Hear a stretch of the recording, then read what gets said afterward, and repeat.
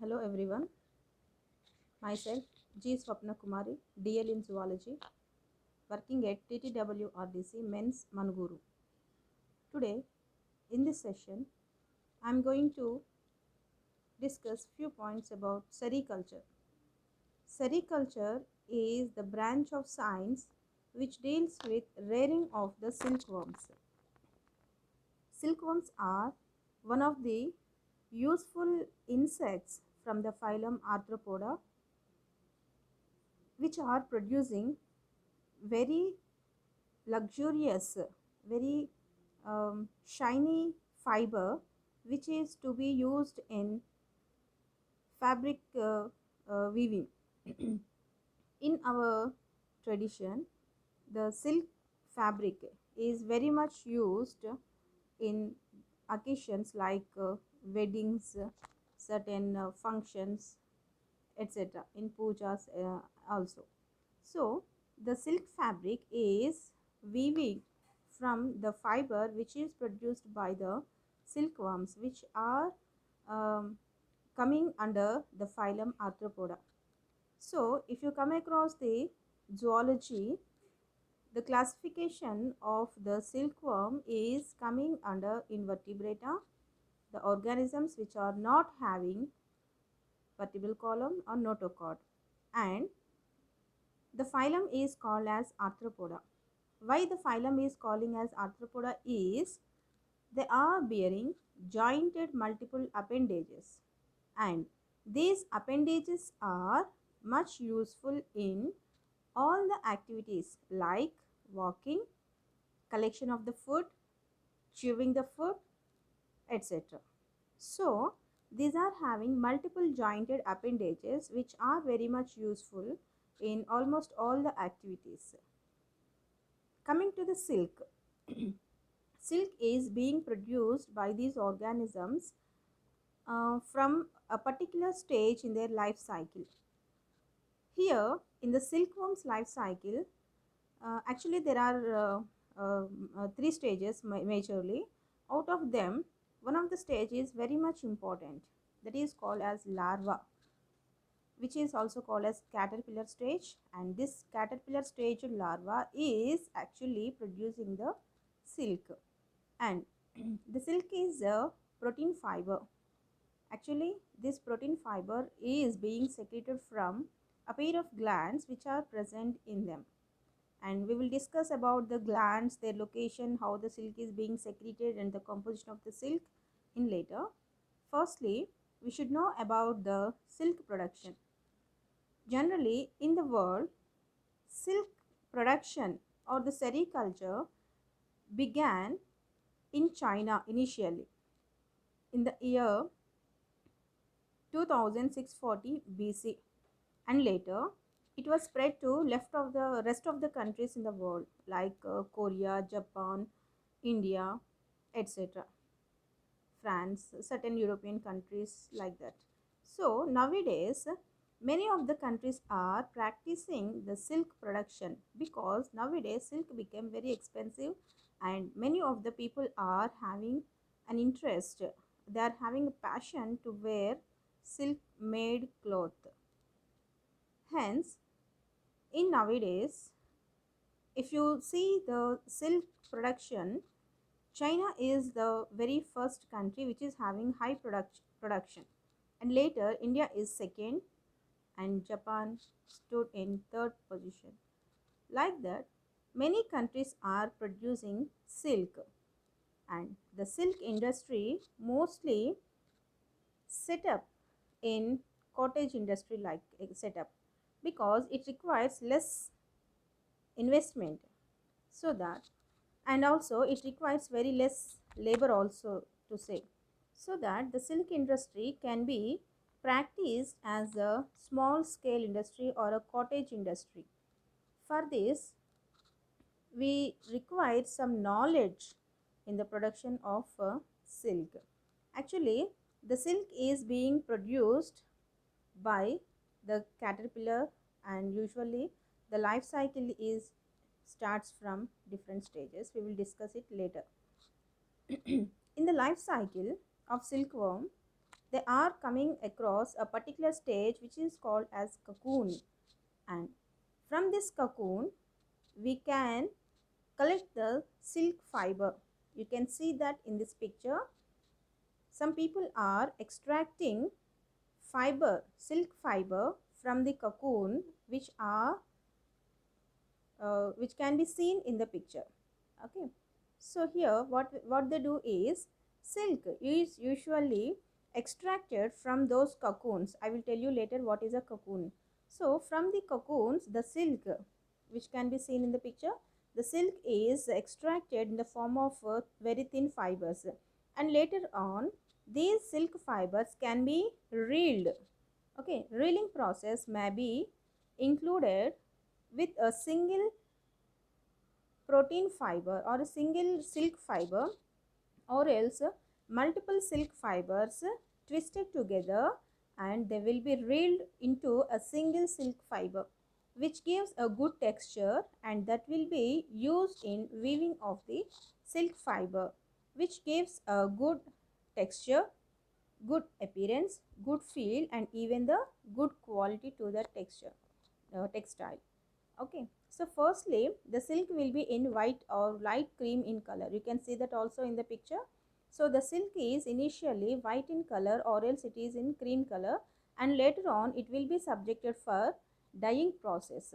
Okay, and for dyeing here, majority of the industries are using natural dyes.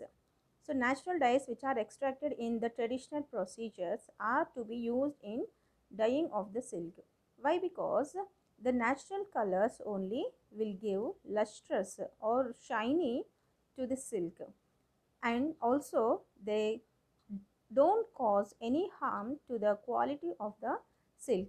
If we are using artificial colors or the chemical dyings or chemical color agents, they may damage the flexibility, or they may damage the strength of the silk, right? So that's why many of the farmers or many of the sericulture industries are using natural dyes in the dyeing of the silk thread.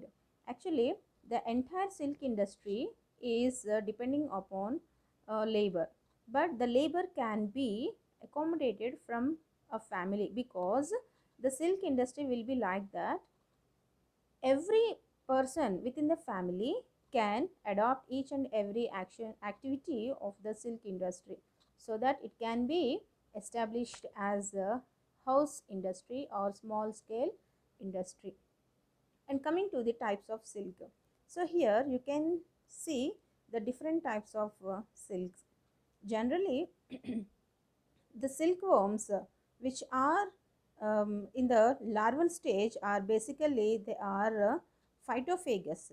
That is, they feeds voraciously on the leaves of certain plants, and after feeding um, leaves, they are producing silk from their silk glands. Generally, silkworms are two types. They are categorized into two types: mulberry silkworms and non-mulberry silkworms. Mulberry silkworms feed on mulberry leaves, and non-mulberry silkworms feeds on castor leaves, oak tree leaves, cherry leaves, etc. So, these non-mulberry silkworms are producing silk by eating non-mulberry plant leaves. But the non-mulberry silk will be less in the shiny, so they are having little bit less economic importance in the market. Apart from that, there are if you come across the non-mulberry silk, there are multiple varieties. I will tell you the names. The first one is tussar silk. So the tussar silk is very common. Most of the women like to wear the tussar silk made fabric like saris, chudidars, etc. And also Dupian silk is also one of the silk which is producing by non-mulberry silkworms. So apart from this, there is a different silk which is produced majorly in China, called as Tan Choi silk.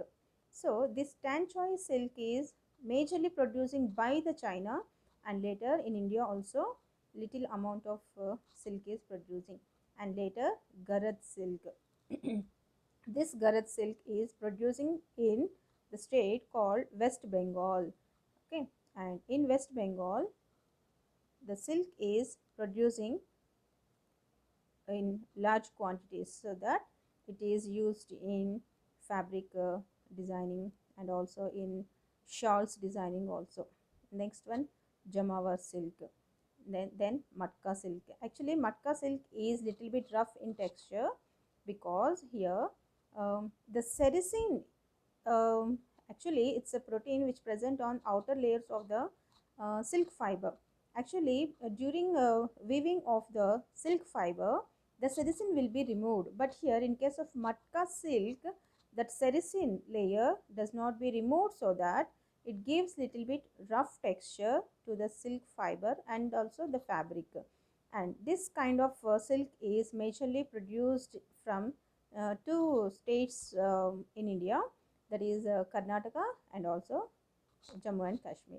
So these two states are producing matka silk in large quantities, and this matka silk is very much used in the production of shawls, sweaters, etc. Okay, and the next one, Banaras silk. So this Banaras silk is in practice in uh, mm, a place called as Varanasi or Kasi or else Banaras.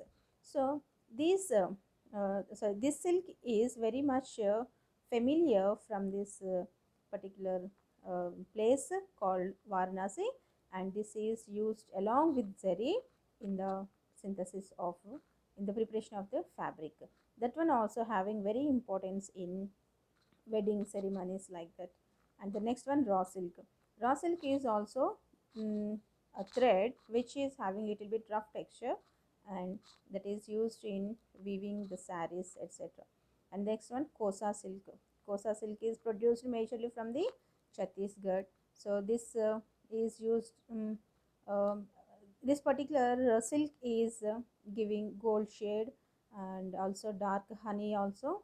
So this silk is little bit similar to that of tussar silk. Then next one, pat silk, cot silk, etc. And there is a brand image for the silk in Kanchipuram, so that it's called as Kanjivaram. So the Kanjivaram, which is in Tamil Nadu, is very much familiar for silk textile in India. And here the silk is being weaved, and I told you in the earlier minutes, multiple fibers extracted from the multiple cocoons, and all of them are intertwined to prepare a single silk fiber. And that silk fiber, that kind of silk fiber extraction is under practice in Kanjivaram. And later in Telugu states, Andhra Pradesh, there is a town called as Uppada, and from Uppada, the silk production is very much uh, familiar, and that particular Uppada Pattu sarees are also having very much importance in them. Actually, the Uppada silk is a brand image for the silk quality. So they are producing good quality of the silk and also good colors also. So they are mostly using natural colors. Okay, and all these are the types of the silk. And then next one, we will come across the life cycle of silkworm. Here, silkworms, I told you in earlier minutes that the silkworms are coming comes out of the phylum Arthropoda, and this silkworm is having different stages in their life cycle. Okay, and the life cycle stages are mostly four stages. The very first stage is the beginning stage out of the life cycle is called as egg. Second one is larva, third one is pupa, and the fourth, the final stage is adult. So all these four stages will be seen clearly in the life cycle of mm, all varieties of silkworms, whether it may be of mulberry or non-mulberry silkworm. The life cycle includes all these four stages commonly. And here, during the life cycle, there is a particular phenomenon called as um,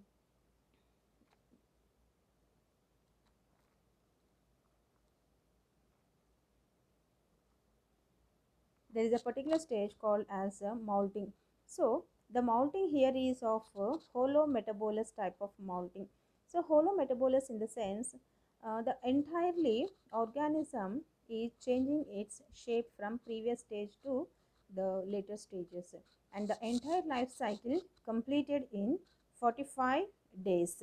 So 45 days is the complete life cycle for the silkworms.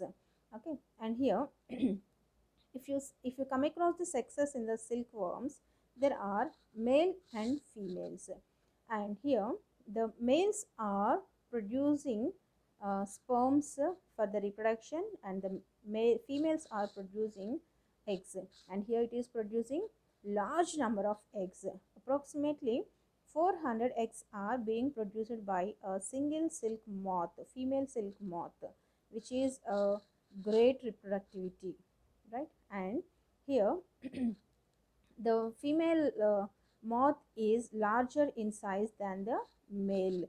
Usually in the nature, we can have size variations from male and female. Usually males will be larger than the females, but here it is reverse in the silkworms. So female moth, that is female adult silkworm, is larger than the male. And if you coming to the color of the female moth is pale color, that is pale cream, white, etc. But the male is dark in color, so it looks like little bit dark ash color, dark brown color, like that. So males are dark in color, but the females are white in color. And here this is the entire life cycle of a silkworm. But here particularly the image is regarding a species called Bombyx mori. So Bombyx mori is a very popular type of silkworm which is in practice in India. So this Bombyx mori is a mulberry silkworm. So it feeds on mulberry leaves. So it loves to eat the mulberry leaves. It doesn't feed on any other type of leaves. So definitely if you are cultivating, if you are rearing Bombyx mori type of silkworms, definitely you should grow or you should practice a mulberry plantation also. So mulberry garden very much required for culturing or rearing of Bombyx mori type of silkworms. And here if you come across the life cycle is including, as I told you earlier, 4 stages. First one egg, second one larva, third one pupa, and fourth one adult. Generally here in this cycle you should start from the adult moth. So here there is a butterfly shaped this thing, and that one is producing or laying eggs. You can see that in the picture very clearly. Okay, and here, yeah, so this one is the adult one. So this adult is laying eggs right over here, and these eggs are later, so look at this one. So these eggs are being developed, and after 9 to 12 days of incubation it develops into a young insect. So here incubation is nothing but development of an embryo inside a fertilized egg. So usually the incubation period varies differently from one species to other one. So here particularly it's roughly in between 9 to 12 days. So during these 9 to 12 days, what happens? Within a fertilized egg, the larva is developing. See here in this picture, you can see that development of what we can say larva, right? So after 12 days, a tiny organism, a very young tiny stages emerges out of the egg. The emerging of the young ones out of the developing out of the fertilized ovum is called as hatching. So hatching is the process in which coming out of the young one from an ovum. Okay, and this one, the very first stage which is coming out of the egg, is usually black in color and which measures around 3 millimeters, just 3 millimeters in its size, and hence it's called as black ant. So black ant is a very common name for the first stage of the silkworm which emerges out of the fertilized ovum, right? And here these black ants are very delicate, very sensitive. They are very sensitive towards the infections also. So during the practice of the rearing, we have to follow up lots of sanitization procedures to protect these delicate tiny larvae from proning to infections. So coming to the rest of the stages. So after hatching, the black ants usually starts feeding on the mulberry leaves. Okay, and during the eating procedure, they grow in size enormously. So here what's happening, after growing the size, within 3 to 4 days, it it removes its old skin from the body, and that procedure is called as molting. So after the molting procedure, it forms a new body wall, and now it is more in size than the earlier stage. Okay, so earlier stage is little bit smaller than the particular present stage. So this stage is now called as first instar larva. So instar is the stage of larva which comes in between two adjacent larval stages, or in between two adjacent molting procedures.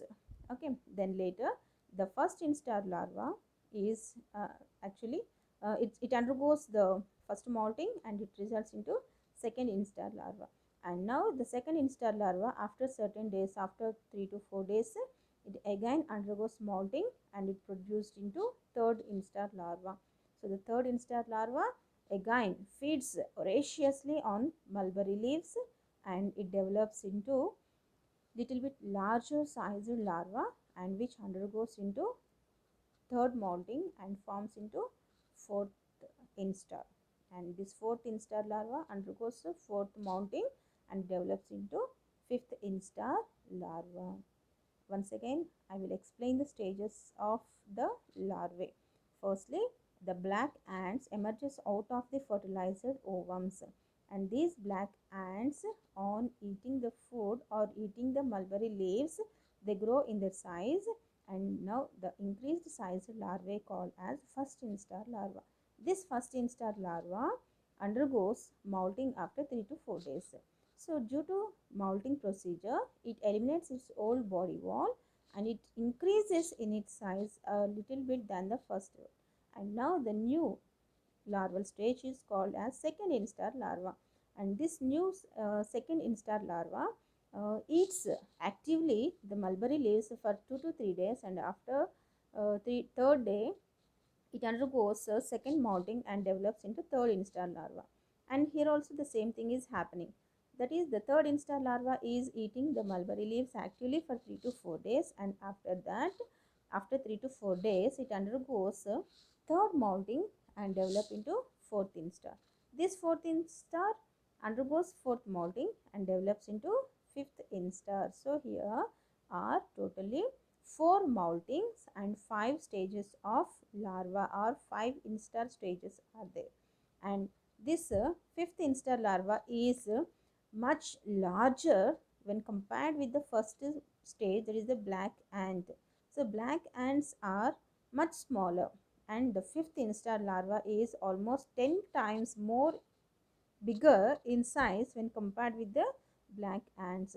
So the fifth instar larvae are very much fertile. So they are having fertile silk glands in their throat region. So they are having a pair of silk glands. I will explain you later the structure of the silk glands.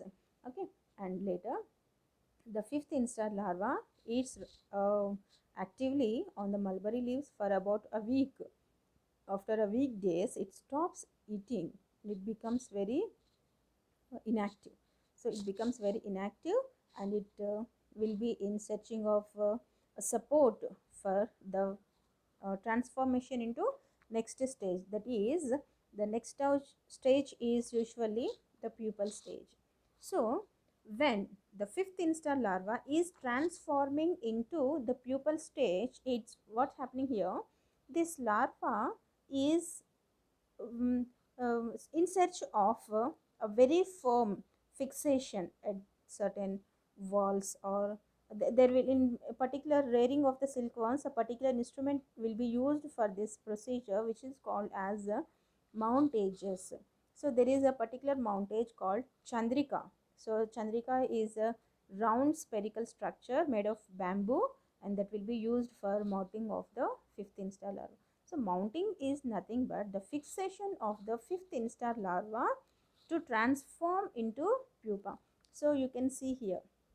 So here what's happening, these in fifth instar larvae are attaching onto a mountage, and later on it starts transforming its body into pupa. So here firstly what's happening, it loses its appendages, it somewhat it decreases in size, the appendages will fuse it together like that. So all these changes happens here, and immediately it starts secreting silk from its mouth. So what's happening, from the mouth there is a particular part called as spinneret. So from the spinneret the silk is being secreted, and after exposure to the heat the silk is getting harder, it is getting dried, and it transforming into fiber.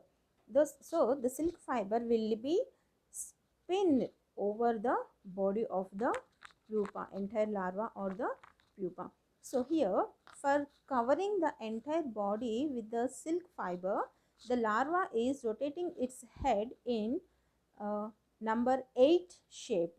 So the head will be rotated in 8 shapes, so that the silk fiber will be rolled over its entire body. So like that it rolls over the entire silk fiber around its body, and later it looks like this. So it results into oval shaped white colored box, which is called as cocoon. So this is the cocoon. Okay, and later if you cut open the cocoon, inside it you will come across the pupa. Okay, so after certain days this pupa will develop into moth. So it emerges out of the cocoon by breaking, and the adult organisms will come out here. But for silk fiber production we have to collect the cocoons here before the emerging of the adult from the cocoons, because once the moth or the adult comes out of the cocoon, that will be of useless, because the emerging of the pupa requires breaking the cocoon. So breaking the cocoon leads to damage of the silk fiber, so that the broken cocoons are not suitable for reeling the silk fiber. Okay, so like that before emerging the adult, the cocoon should be collected, and they should be subjected for certain procedures called as stifling. So stifling is killing the pupal stages which present inside the cocoon. So due to the stifling process, what's happened, the pupa will become die, and it never comes out of the cocoon. So that those type of cocoons are to be used for reeling the silk fiber. So here you can see the eggs which are coming out of the adults, right? So what's happening, sorry, you can see the oval shaped white ovums in the picture. So that is the adult one. I told you earlier the female adults or the female moths are white in color. So the white colored female moths are uh, releasing their ovums from their ovipositor, and they are small and oval in shape. Okay, and the incubation period is around 9 to 12 days. Okay, and later, and these eggs are having highly protective layer called as the chorion serosa, and these two layers are also covered with a vitelline membrane which gives much protection. And later the incubation period, that is after 12 days, larva comes out. So here the larval stage is usually stays around 20 to 24 days. Okay, as I told you, the newly hatched out larvae is black in color, and those black colored larvae are called as black ants, I told you. Okay, and later the entire body, the black ants body covered with some black color bristle like structure, so that they looks like spiny pokey structures. Okay, and there are 5 stages of larvae, I told you. And here this is, look at this picture. So this is the structure of the larva. Okay, so it is segmented, it is having segments in the body, and it is having jointed appendages also. And if you look at the picture, and here this is the mouth, and this mouth is having spinneret. So the mouth part spinneret is to be used for producing the silk fiber.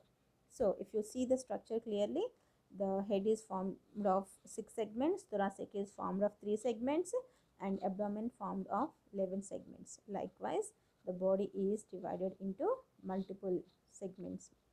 Okay, then next, this stage is called as pupa. So this pupal stage, so you can see the structure of pupa clearly in the picture, and you can see the wings also, because the larval stages are crawling stages, but the adult stages are aerial, they are flying in the air. So to fly in the air, definitely they require the wings. So the wing development can be seen in the pupal stage.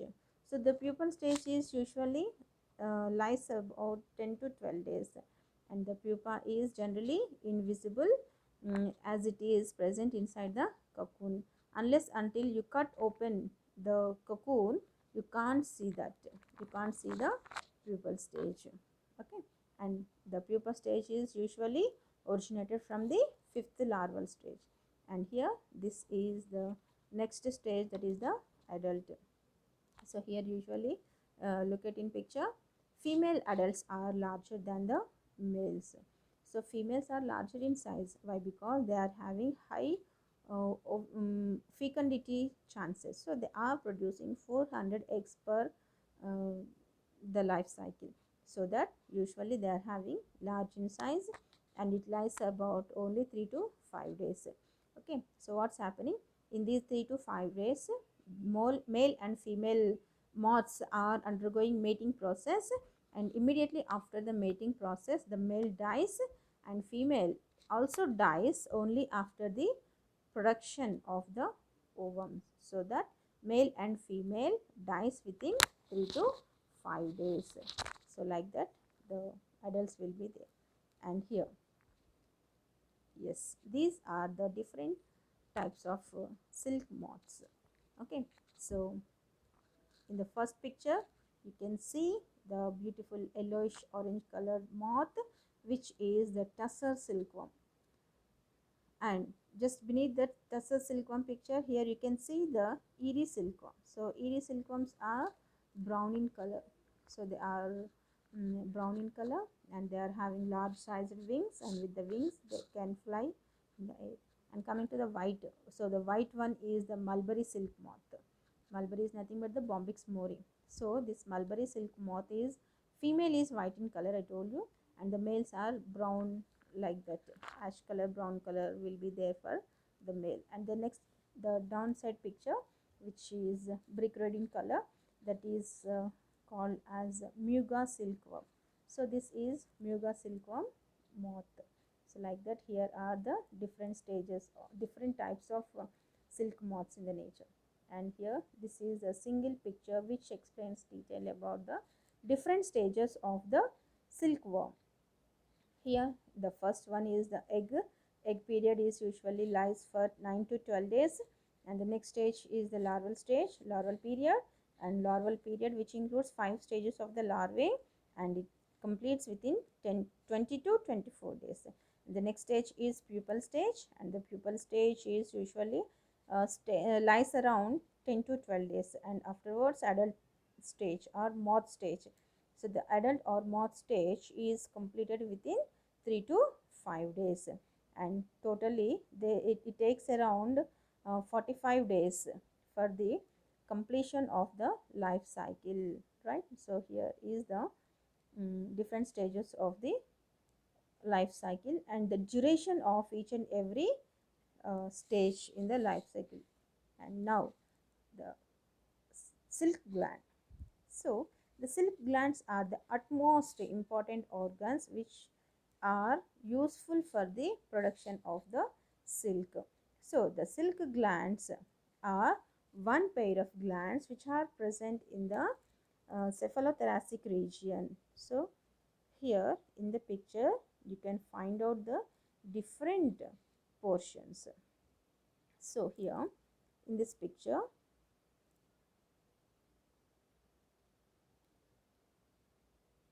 yes, so here in this picture you can see the different portions.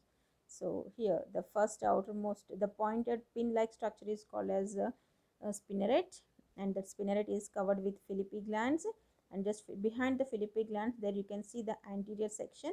So the anterior section is very narrow tiny part, and behind that one there is a second portion called as reservoir or the middle portion, and then the final one is the posterior portion. So here are the three different parts of the silk glands. Next, so the silk glands are the labial glands. Labial glands are nothing but the oral glands. Generally the labial glands are used in the digestion of the food, but here in certain animals the oral glands are modified differently according to their life cycle. Here in the silkworms also the labial glands are modified as the silk glands, and the silk glands are positioned ventral to the alimentary canal. Okay, so they are ventral to the alimentary canal, and in a fully grown larva they occupy most of the body cavity. I told you while explaining the life cycle that the fifth instar larva are 10,000 times great in size when compared with the first stage, black ant stage. So okay, and that character is due to the increase in the size of the silk glands. And the silk glands are they all of them are tubular in structure, and it is having three distinct regions as I told you while explaining the picture. The three regions are anterior region, middle region, and third one is the posterior region.